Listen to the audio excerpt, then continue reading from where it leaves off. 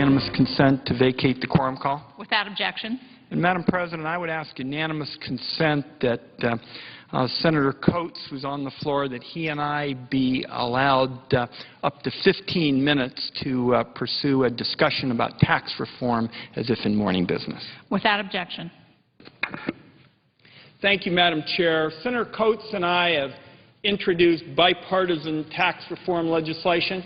It is the first comprehensive overhaul of tax reform law in 25 years, since 1986, when then-President Reagan and Democrats got together and worked on a bipartisan reform that cleaned out scores of special interest tax breaks in order to hold down rates for all Americans and keep progressivity.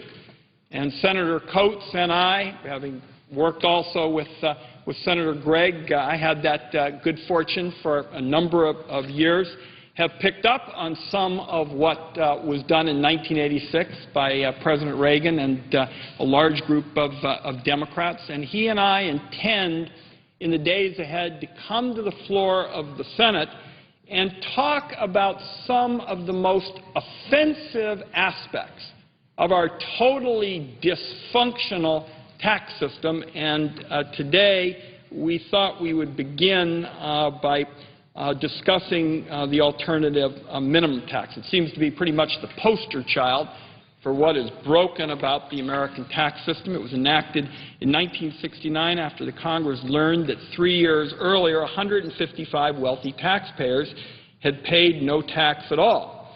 The alternative minimum tax was designed to hit what amounted to a small group, really a tiny group, of tax evaders, and not the millions of middle-class taxpayers that get shellacked by the AMT every single springtime. The problem has been that Congress never indexed the AMT brackets for inflation. While the regular tax brackets, standard deductions, and exemptions do get adjusted for inflation, the brackets and exemptions of the alternative minimum tax do not. As a result, millions of middle-class taxpayers whose only fault is their incomes grew with the economy now slip into this nefarious alternative minimum tax zone each year.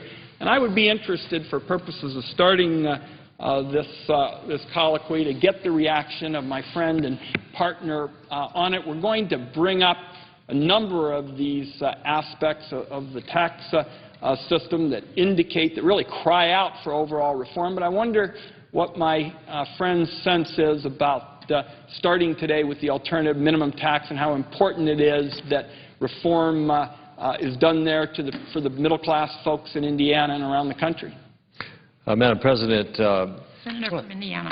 I want to thank my colleague from Oregon, Senator Wyden, for working with me, and particularly working with Senator Gregg, who is now retired from this chamber. But they spent an extraordinary amount of time, very productive time, but very time-consuming time, trying to put together a comprehensive tax reform, which, as Senator Wyden has said, has been 25 years since we have tackled the tax code, to try to simplify it, to try to take out egregious things that have put in there over the years that may benefit a special few, but don't begin to address the average taxpayer, the middle-income taxpayer, who is bearing a very substantial burden of taxes paid in this country. Now, probably the most egregious provision in there, and as Senator Wyden said, the poster child for the current dysfunction of the tax code and our tax system, is the alternative minimum tax. Senator Wyden and Senator Gregg program that they put together, and Senator Gregg urged me as I was coming into the Senate and he was leaving to work with Senator Wyden in terms of keeping this bipartisan effort going forward, and I've had the pleasure of doing so. And we do have a comprehensive bill that we would like to debate and share with our colleagues, but we also want to point out the reason why tax reform is so necessary.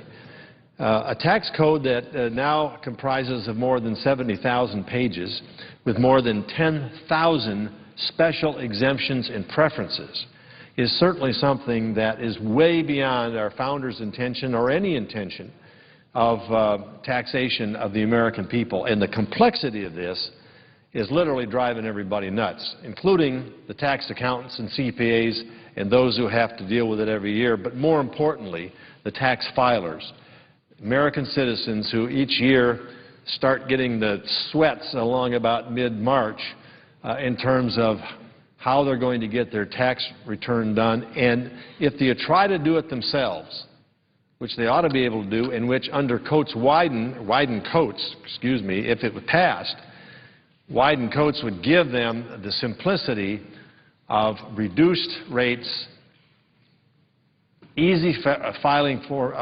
information, and the ability to do their taxes at home. We spend an extraordinary amount of money. I think it's the Americans spend nearly $6 billion a year to have tax preparers prepare their tax returns. The alternative minimum tax is particularly egregious, Senator Wyden has said. It's grossly unfair. It hammers working Americans. The temporary fix that Congress has added in subsequent years from its initiation now protects individuals with incomes up to $48,000 plus and couples up to $74,000 plus, but taxpayers who earn more than that get totally whacked by the AMT, the alternative minimum tax. And the problem just gets worse. As Senator Wyden has said, it started with just a few taxpayers trying to evade taxes and not paying in high-income brackets, not paying any tax. That's how that came into play. But in 1997, several years later from the initiation, the AMT has hit 1% of all taxpayers. And next year, after this current fix expires, it will hurt more than 20% of taxpayers. And to be exact, that is 34 million hardworking Americans. It's a poor fix that is currently in place on a temporary basis. In my state of Indiana, 42,700 taxpayers had to pay AMT taxes in 2008.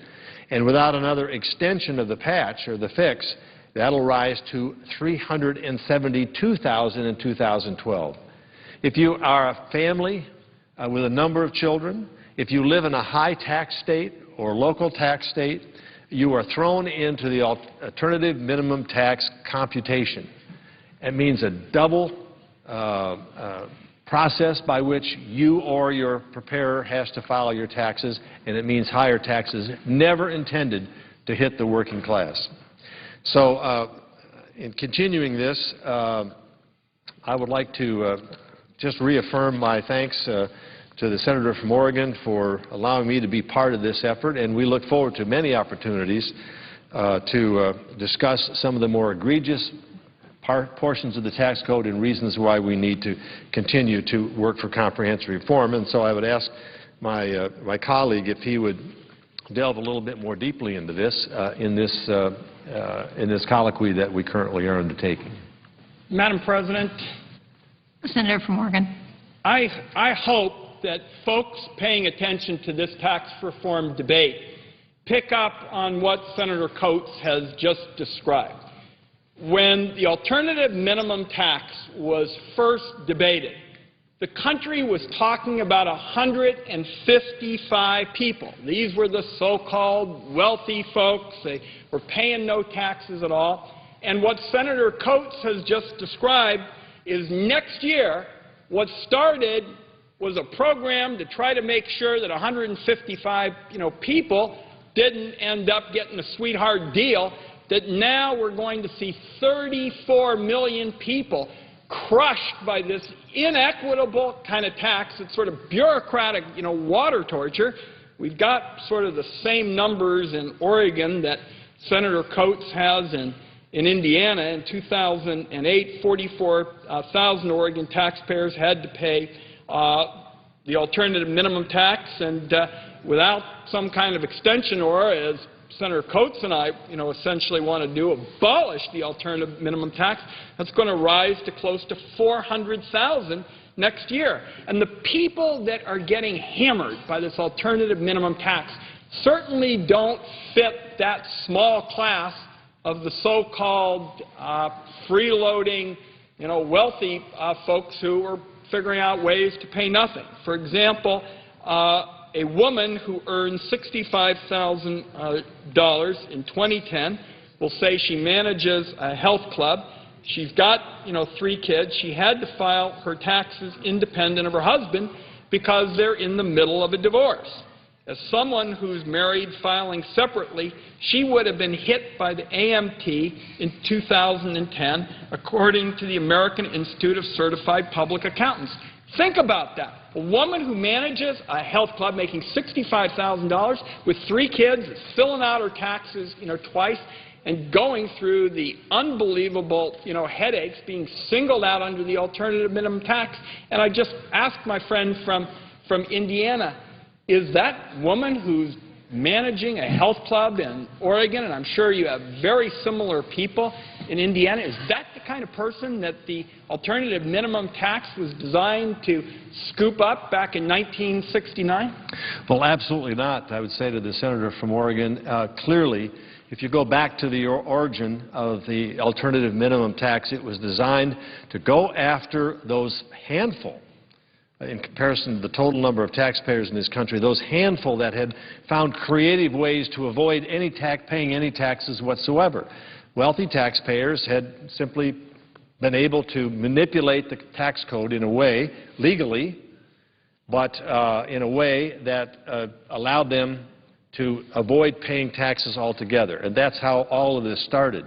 But what has happened is that we are now in a situation where it is grossly unfair to the majority of taxpayers in this country, simply because they fall in categories that throw them into having the AMT calculated in their tax returns. And it's costing them a lot of money. It was never intended to address the middle-class taxpayer, and it has grown exponentially since it started. Would you agree that the difficulty of projecting your AMT tax liability makes it tough for taxpayers to compute their estimated tax payments and creates a situation that just because of its complexity, they can get hit with penalties? I think the reason that Oregonians are concerned about this, and we've heard about it in the Senate Finance Committee, is the AMT is essentially a separate tax system with its own tax rates and deduction rules which are less generous than regular rates and regular rules. And this sort of contributes to the tax filing nightmare. And the only way you can tell if you owe the alternative minimum tax is by filling out the forms or by being audited by the Internal Revenue Service. If it turns out that you should have paid the alternative minimum tax and didn't, you owe back taxes plus any interest or penalty the IRS wants to dole out.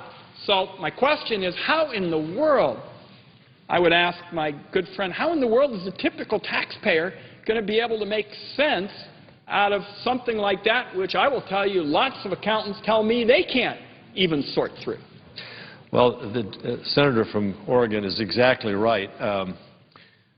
I took 3 tax courses in law school. I can't do my taxes with any assurance that I'm doing it right because the code has become so incredibly complicated. And the alternative minimum tax adds an additional set of calculations that make it even more complicated. Today, 80% of the tax filers have to get help to file their taxes, 80%. 20% of those buy software and hook it into their computer and try to work through it that way. 60% take it to a professional. Now, if you're not working as a professional in a career as a CPA or a tax return specialist, you cannot keep up with this 70,000 pages and these 10,000 plus exemptions and the complexity of filing a return. It should not, in any sense of the matter, be a tax collection system that requires 80% of our taxpayers to have to seek professional help at a significant cost. As I think I indicated earlier, $6 billion a year are spent on transferring money from the tax the person paying the taxes to someone just to prepare their returns. Small businesses face a similar problem. Small businesses don't have the big back room with the hired accountants and others to handle all of their paperwork. Small businessmen and women have to be out front selling the product and have to be talking to the customer. And yet they now also are caught up in this web of complexity in terms of how to file their taxes, and they are having to expend time and money on getting their tax returns filed and make sure they're filed right. Over time, as the deficit in our debt problem has increased significantly, members have found it all the more reluctant to eliminate this on a single standalone basis because of the impact it would have on our ballooning deficit. But under comprehensive tax reform, if we can put this together with a package of comprehensive reforms, we can do it in a revenue-neutral basis so that it doesn't have an adverse impact on the economy. And again, I want to commend Senator Wyden and Senator Gregg for putting together a package that does just that, and I would ask my colleague if he wants to elaborate on that a bit.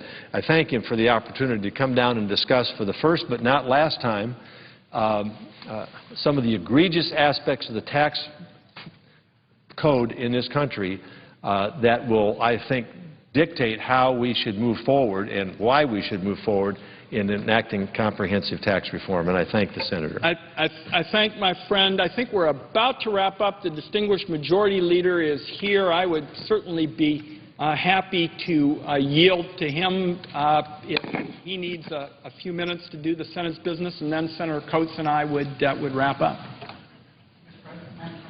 The hour of 5 o'clock is arrived. Majority Leader. The Senator is correct. I ask consent that the Senate proceed to Friday morning business from now until 6:30 this evening. Senators permitted to speak for up to 10 minutes each, and that at 6:30 p.m. And this work that we're going to do during this next hour and a half be for debate only. Without objection. Madam President, Senator from Oregon. Just to wrap up, Senator Coates and I are going to come to the floor in the weeks ahead to outline some of the most outlandish examples of how broken our tax system is. We thought it was appropriate to start with the alternative minimum tax because it really is the poster child for how out of whack the tax system has become in America. And I think we've highlighted a number of our big concerns, but I just want senators to pick up on the last point that Senator Coates has made, and that is the country can't afford the status quo. The idea that you would just go out and pass what's called a patch, a kind of Band-Aid to try to make sure that some of the pain is minimized for middle-class folks. The most recent patch for just 2 years costs $135 billion. The 10-year cost to make the current patch permanent is $683 billion, according to the Congressional Budget Office. And a patch does not protect everybody. It just limits the damage. And what we want to say as we start this debate about how to go forward with tax reform is the Congress cannot continue to handle the AMT with a patch. The country can't afford it. Patching the AMT costs way too much, especially given the discussions that we're having here, bipartisan discussions about how to deal with the federal debt. The only affordable way to fix the alternative minimum tax, as Senator Coates has outlined this afternoon, is to fix it once and for all and do it within the context of comprehensive tax reform. To pick up, as was done in the 1980s, when a Republican president got together with Democratic members of Congress, cleaned out special interest loopholes, to hold down rates for everybody, and give all Americans the opportunity to get ahead while still having a progressive tax system.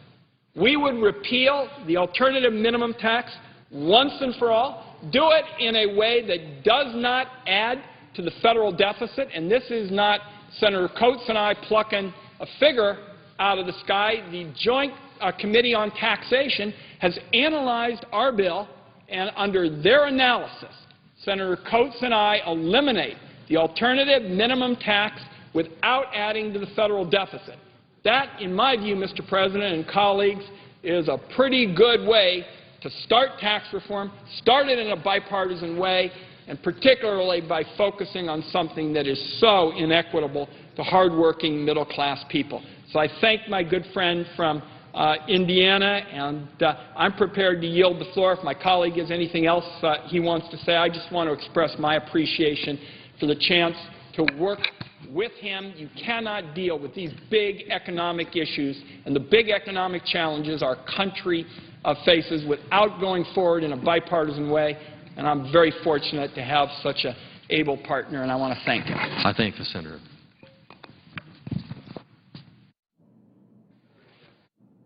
Mr. President, I would note the absence of a quorum. The clerk will call the roll. Mr. Akaka.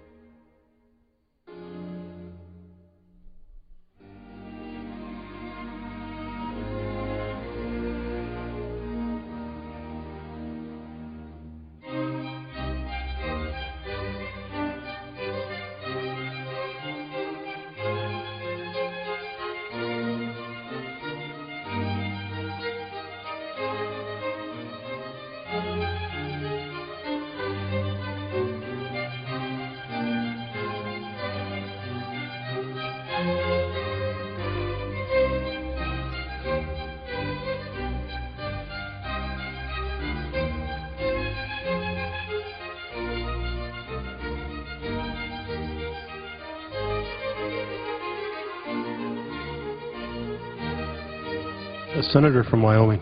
Thank you, Mr. President. Mr. President, I ask that the quorum call be vitiated. Without objection.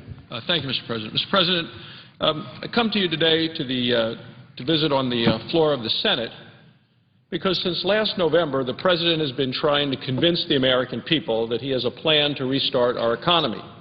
He was in North Carolina yesterday with his counsel to talk about issues. And I will tell you that, to me, Mr. President, the President's approach has left a lot to be desired. If the White House created as many jobs as it creates speeches, things would be a lot better. I will tell you that the President's empty words are not filling the pockets of American citizens. Now the President has been given a new chance to show his commitment to economic growth. And that is the chance that he has recently had to nominate a Secretary of Commerce for the United States. When I think about the Commerce Department, it's a department, its job is in terms of American businesses to make those businesses more innovative at home and more competitive overseas. Well, the mission of the Commerce Department states that it promotes job creation, economic growth, sustainable development, and improves standards of living for all Americans. So at a time of economic crisis like the one we have now, a nominee who can fulfill that mission, that very mission of promoting job creation, economic growth, sustainable development, and improved standards of living for all Americans, that very mission is needed more than ever. So despite the administration's promise that their so-called stimulus bill would keep unemployment rates below 8%, we know unemployment went to 10%, and it is still over 9%. Our job growth last month was the slowest that it has been in almost a year. Over 13 million Americans are still out of work, and nearly half of them have been unemployed for 6 months or more. This is the highest rate of chronic unemployment that we have had since the Great Depression. And these problems aren't just happening at home. Our position, America's position on the international stage, is slipping as well. America's ability to pay its debts has already been called into question by Standard & Poor's credit ratings. Moody's is asking the same question, and recently, Fitch credit ratings also warned us that the United States was playing with fire. Gas prices are very high. I hear it every weekend at home in Wyoming. And families are spending $800 on average more for gasoline this year than they did last year. We spend $48 billion more on goods from other countries than we do on our own goods, and our economic situation is already bad. And the headlines sound worse every day. Let me just give you a couple of examples. From Gallup, U.S. investor optimism declines. From Reuters, Wall Street ends down as jobs data disappoints. From Bloomberg, economic recovery is languishing as Americans await signal of better times. Even the chairman of the Federal Reserve said that the job market was far from normal. Well, the facts are clear. Americans deserve the best leadership in the Commerce Department, the department that is responsible for trade, job creation, and economic growth. But last week, the President nominated John Bryson to be his new Commerce Secretary. Many may ask, who is this man? Is he a job promoter? Someone who can bring economic growth and improve the standard of living for all Americans? Well, John Bryson's record clearly shows that he is not such a nominee. In fact, his resume is exhibit number 1 in proving that this administration is not serious about job growth. At best, it is unclear why John Bryson is the President's nominee for this position. At worst, his nomination is proof that the President wants environmental activists running our economic development strategy. When announcing Mr. Bryson's nomination, the President had praised Mr. Bryson's background. According to the President, Mr. Bryson would be a good Commerce Secretary because, quote, he's been a fierce proponent of alternative energy. Well, if Mr. Bryson was being nominated to be Energy Secretary or Administrator of the Environmental Protection Agency or even Interior Secretary, that fact might be relevant. but Mr. Bryson is being nominated to be Secretary of Commerce. Mr. Bryson does have a background in the private sector. The problem is that his private sector success has more to do with government help than with his own ability to create jobs or grow the economy. Don't take my word for it. The Wall Street Journal already has written that Mr. Bryson believes wholeheartedly in a strategy of politicized investment. They also wrote that the companies that he has been associated with have generated revenue through handouts from the federal government rather than by being profitable. We need a Commerce Secretary who knows how businesses turn a profit and how to create private sector jobs. We need a Commerce Secretary who will make it easier and cheaper for the private sector to create jobs, not someone who will make it harder and more expensive for the private sector to create jobs. We need a Commerce Secretary who can understand all sectors of the economy rather than someone who picks winners and losers. Now, already to me, Mr. Bryson fails the test. His support for politicizing the United States investments is the least problematic element of his resume. Along with his private sector experience, he was also the founder of a group called the Natural Resources Defense Council, or the NRDC. This organization is so radically anti-business that even Massachusetts Democrat Congressman Barney Frank and John Tierney think it is troubling that Mr. Bryson is associated with it. These members of Congress have described the NRDC as, quote, one of those environmental organizations that has reflexively attacked the fishing industry inaccurately and without any real environmental basis. And it's not just the fishing industry that the NRDC reflexively attacks. Members of the NRDC's staff are on record saying, quote, there is no such thing as clean coal. Well, while gas prices soar and energy jobs are needed, a spokesman for the NRDC has said the NRDC has been very active and proud to be active in fighting new coal plant proposals in the United States. They've stood in the way also of life-saving sonar technology that would enhance America's national security. Why?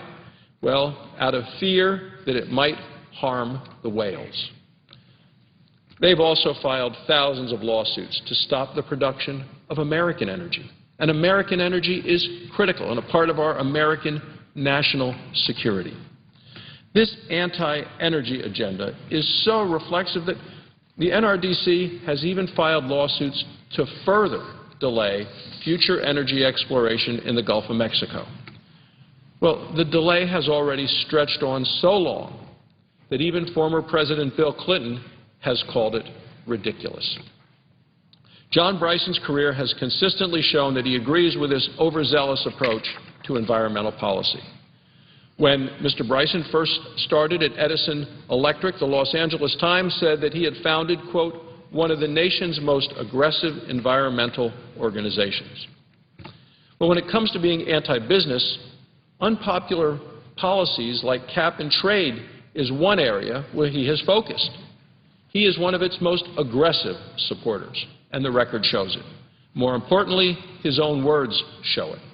Most Americans recognize cap and trade as a job-killing energy tax. Well, that's why the Waxman-Markey cap and trade bill couldn't pass the Senate. However, when referring to this very bill, John Bryson called it moderate but acceptable. A moderate but acceptable, he said, piece of legislation. He even said the legislation was good precisely because it was a good way to hide a carbon tax, to hide a tax. Mr. Bryson has repeatedly called for a national cap-and-trade system, and he's even put his money where his mouth is.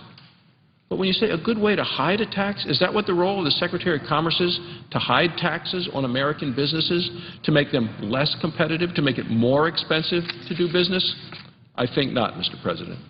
Well, according to the Daily Caller, Mr. Bryson's own company spent over $1 million lobbying for cap and trade. So John Bryson believes in politicizing American investment.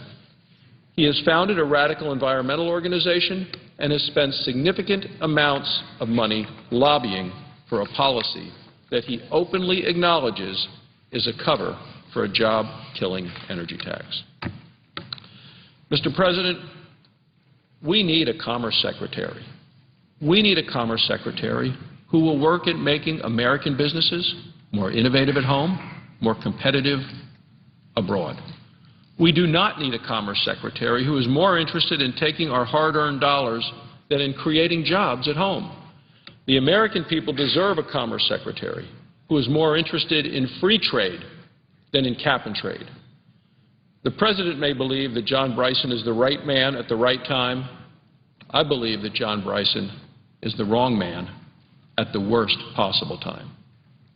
Thank you, Mr. President. I yield the floor.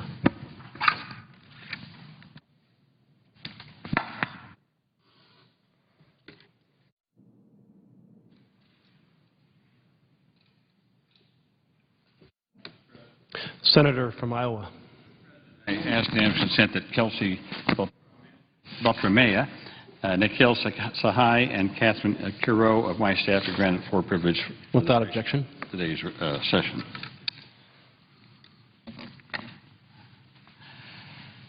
Well, Mr. President, rarely has Washington been so completely out of touch with the priorities and anxieties of ordinary working Americans. Here on Capitol Hill, policymakers are obsessed with the budget deficit. But the rest of America is most concerned with a far more urgent deficit, the jobs deficit. Our nation remains deeply mired in the most protracted period of joblessness since the Great Depression. Officially, some 14 million Americans are out of work. But real unemployment, the real unemployment, including those that are working part-time but want to be working full-time, those that are marginally attached, those that have never worked in the first place because they never got a job, you add that all up, we got closer to 25 million Americans unemployed. And millions of Americans who are employed are increasingly anxious about holding on to their jobs or, at their present income, making ends meet. But many of our political leaders here in Washington are treating the jobs crisis as yesterday's news. They're putting this deficit reduction above all else. They're demanding extraordinary funding cuts, trillions of dollars in cuts, and the sooner the better, with little concern as to its adverse impact on jobs. But this is exactly the wrong approach. It's the economic equivalent of applying leeches and draining blood from a sick patient, which we used to do, by the way. That's what they did to George Washington as he lay dying. They applied leeches to him. Well, what did that do? It just makes you weaker and, in the case of President Washington, proved fatal. In the same way, trillions in budget cuts would massively drain demand from a still weak economy, could destroy millions of jobs. Now, this is not just the wrong medicine for our economy. It will slow or stop economic growth. It will make deficits itself worse in the future. As the Federal Reserve Chairman Bernanke warned last week, quote, a sharp fiscal consolidation focused on the very near term could be self-defeating if it were to undercut the still fragile economy, end quote. I strongly disagree with the slash and burn approach to the deficit reduction favored by some of our colleagues. We need to recognize that one of the very big reasons for the budget deficit is the jobs deficit. The best way to bring the budget under control is to help these 25 million Americans that are unemployed get good-paying middle-class jobs. Those hard-working Americans would be delighted to be taxpayers once again. Now, obviously, we are counting on the private sector to help drive job creation and make the economic recovery self-sustaining. Now, such would be the case if we put more money into infrastructure.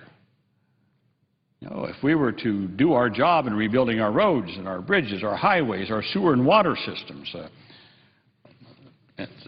rail system, things like, the government doesn't do that. It goes to private contractors, private companies.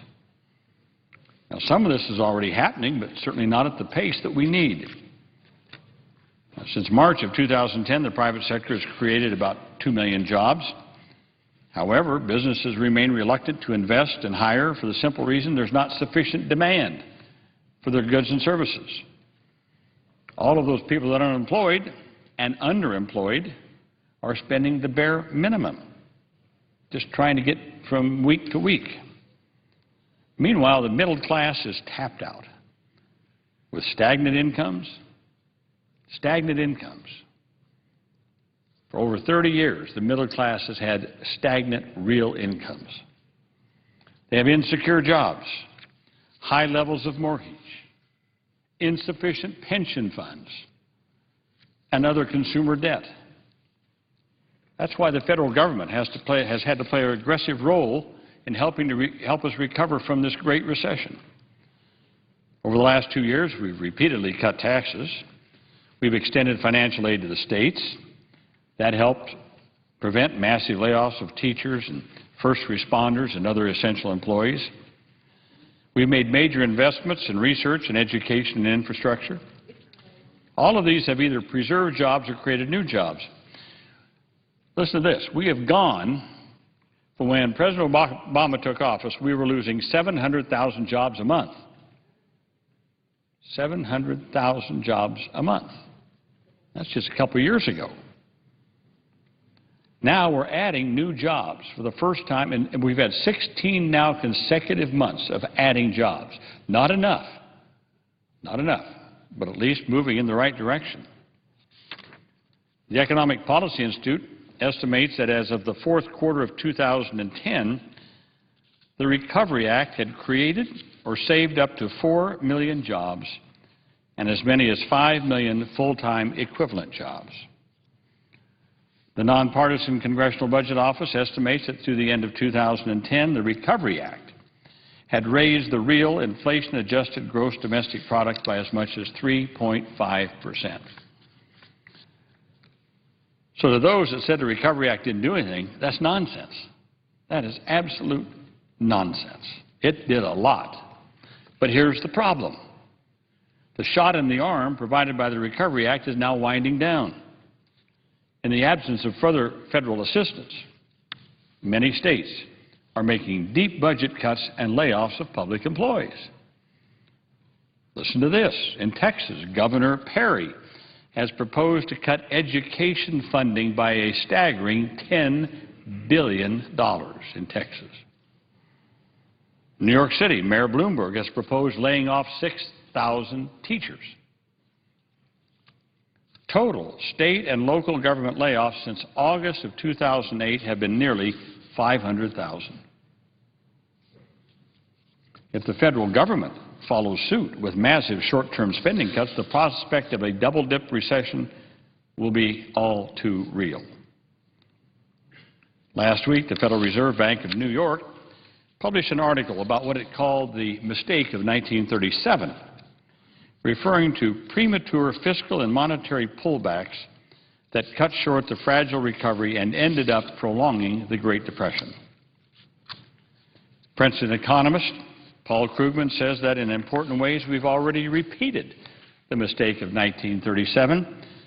We've taken our eyes off of what should be our number one priority, creating jobs.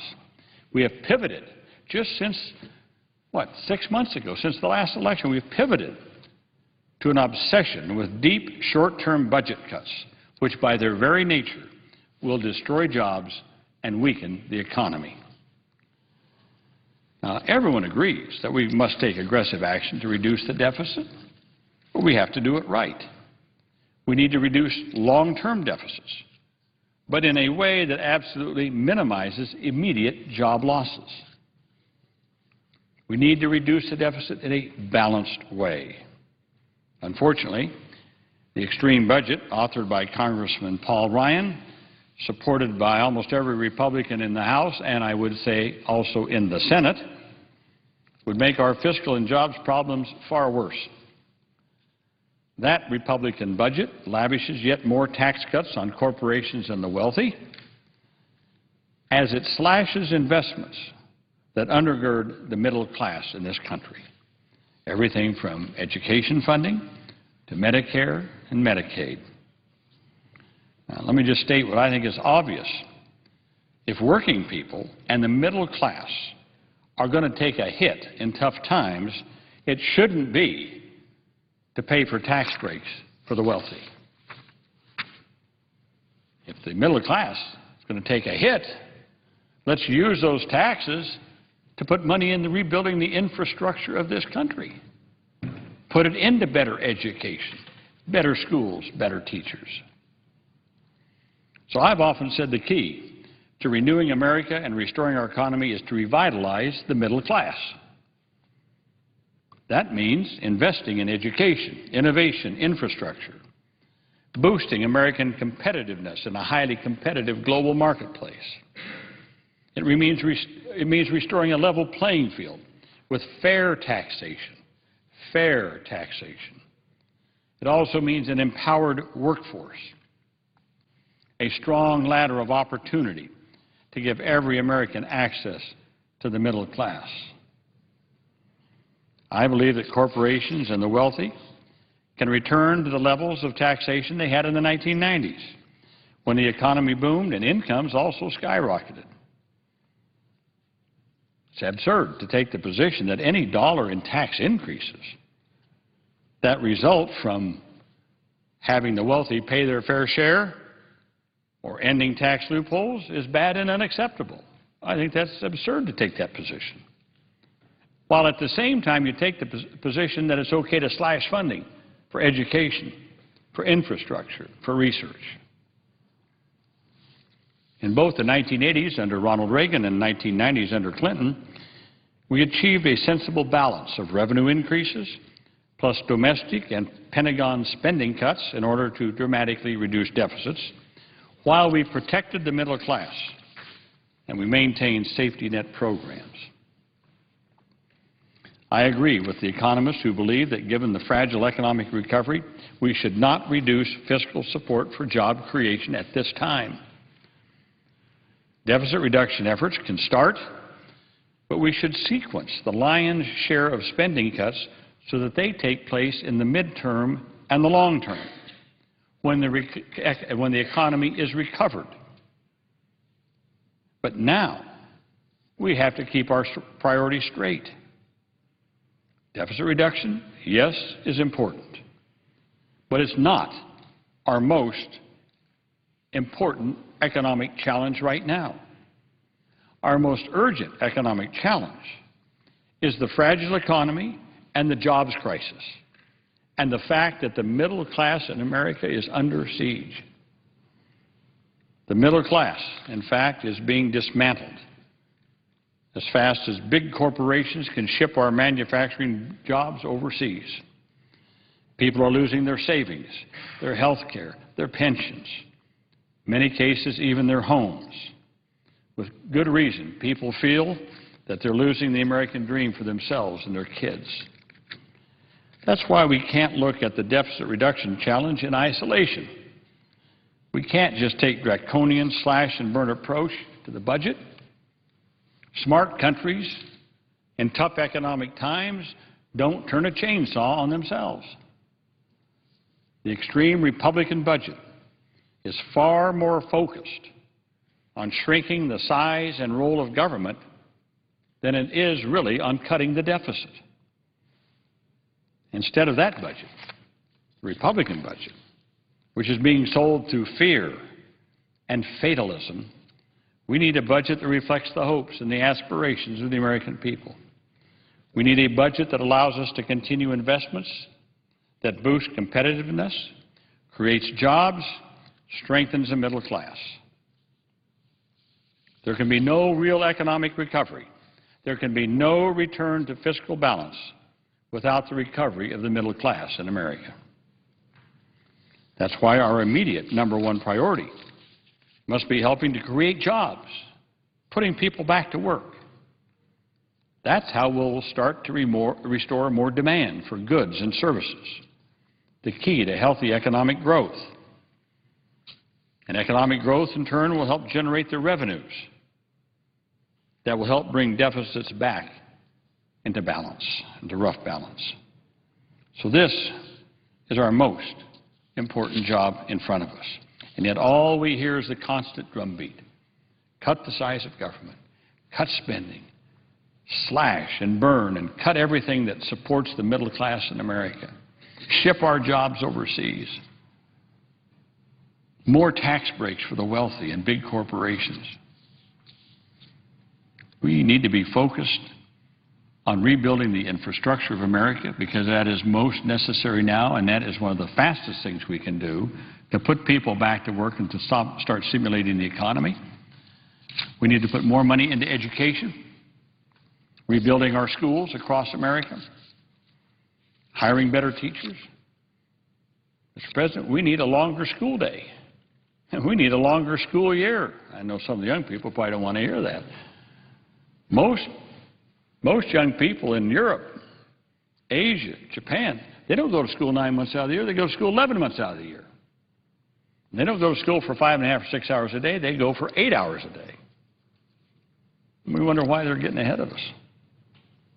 But that costs money. I mean, if you're going to have a longer school year, that costs money. If you're going to have longer school days, if you're going to have better technology in our schools, and schools that are really have the latest in technology so that our young people can learn on the latest innovations so they can be competitive in that global marketplace, that does cost money. And yet, to hear it around here, we can't do any of that. Oh, of course, now, there's one place we can spend money. We can continue our operations in Iraq for God knows how many more centuries. We've already spent over $1 trillion in Iraq. We've already spent close to $100 billion in Afghanistan. But we can continue to do that with no end in sight. We can continue to buy more and more weapons that really don't do anything to protect us in the new global fight against terrorism. And they might have been good back in the Vietnam War, maybe in the Cold War, but that's over with. But no, we got to keep pouring money into weapons systems that really do nothing to protect our country. Well, Mr. President, 2 decades ago, President Clinton's team defined our nation's central challenge with a slogan, I remember it well, they said, it's the economy, stupid. Well, today America's central challenge can be defined with more precision. It's the middle class, stupid. It's what we do to encourage, promote, protect, invigorate the middle class in America, to make sure that the middle class has good jobs, good pensions, a good health care system, the ability to make sure their kids are well educated and that they don't go to college and get out with a mountain of debt on their heads so that they too can have a good start in life. This is all part of the middle class structure of America. This is what made America the greatest country in the history of the world. I'll close with this. You know, it seems that the Republican budget that they have proffered, and so much that I hear of those who keep saying we've got to cut, we've got to cut spending, we've got to cut education, we've got to cut infrastructure, we've got to cut all that stuff. It's almost seems like it's premised on the belief that we are poor. Our country is poor and our country is broke, and we can't afford to do all those things. That's really what it is. They say we're broke. We can't afford to do all that stuff, so we've got to cut our spending. Yet, we are the richest nation in the history of mankind. We are the richest country in the world. We have the highest per capita income of any major country. Well, I guess you have to ask the question, if we're so rich, why are we so broke? If we're the richest country in the history of the world, we're the richest country in the world today, we have the highest per capita income of any major economy, why are we so broke? Well, my response is we're not broke and we're not poor. We are wealthy beyond all imagination as a nation. We're not broke, but the system is broken. That's what's broke. The system is broken. The system of who we tax and how we tax, how we raise revenues. The system of allowing corporations to take tax benefits and ship jobs overseas. That's broken. A system that allows companies to just almost willy-nilly break up what has been one of the strengths of the middle class, and that's our labor unions.